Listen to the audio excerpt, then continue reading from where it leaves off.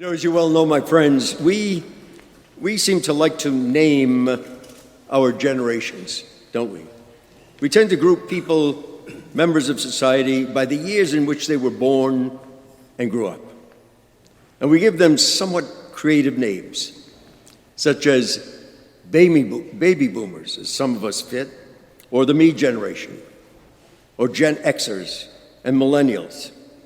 And one group in particular is often praised as having displayed the absolute best that this country has to offer. And we call them the greatest generation, for so indeed they are. These were the women and men thrust into adulthood within the shadow of the Second World War. And I think in our day and age, it's difficult to imagine just how all-consuming that war was, how it dominated every aspect of daily life in this country for 4 long years. Nearly every family had one or more children fighting for this country, fighting for our freedom. It was scary, and it was dangerous, and sacrifices were made by all, overseas and back here at home. And for this, and rightly so, we call them the greatest. But not just for this reason. I think we also call them the greatest because of what they did after the war. They came home and they worked tirelessly to build an America that was much better than the one that came before. Part of what they had to do was simply wanting to get on with their lives, wanting to work hard, raise a family, get back to some sort of normalcy. But a big part had to do with the era in which these men and women were born. These were the people who grew up during the Great Depression in the 1930s. And the difficulties of that era, the tremendous despair of those times, were things they could never, ever forget, things that shaped them as adults.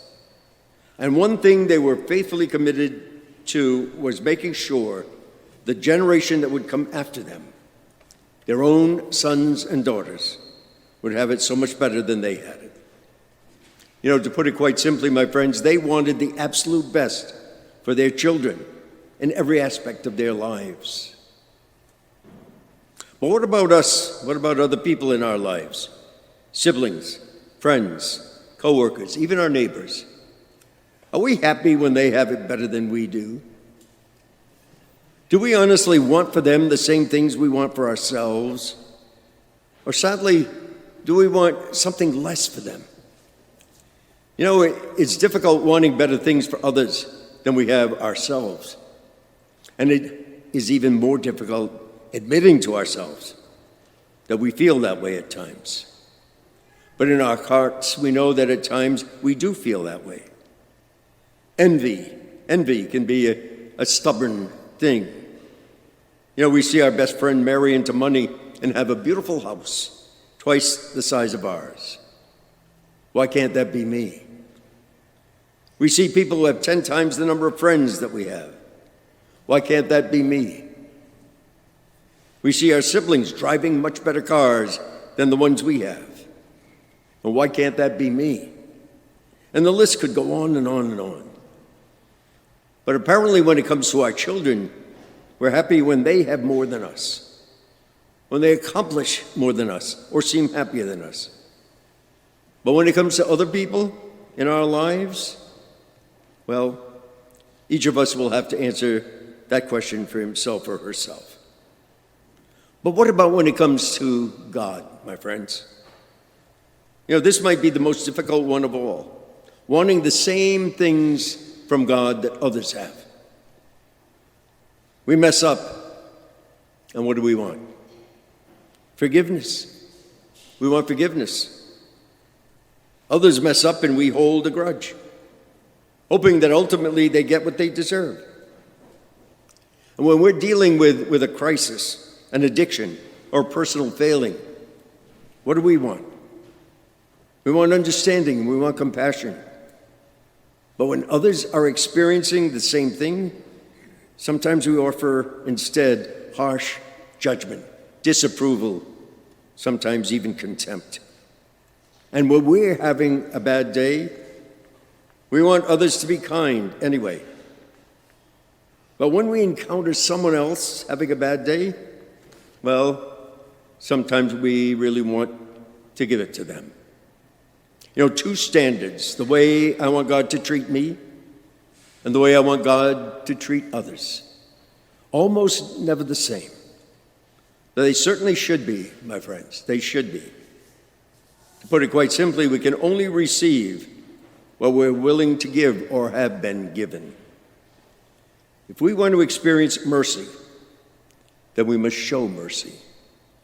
If we want to be forgiven, then we must be willing to forgive. If we want to experience love, then we have to love someone. If we want God's blessings, then we need to be a true blessing to others, caring for them, helping them when they're in need, loving them even when they don't return our love, being readily available to help them as God is readily available to help us. These things are all interconnected, my friends. They don't exist in some kind of isolation or vacuum.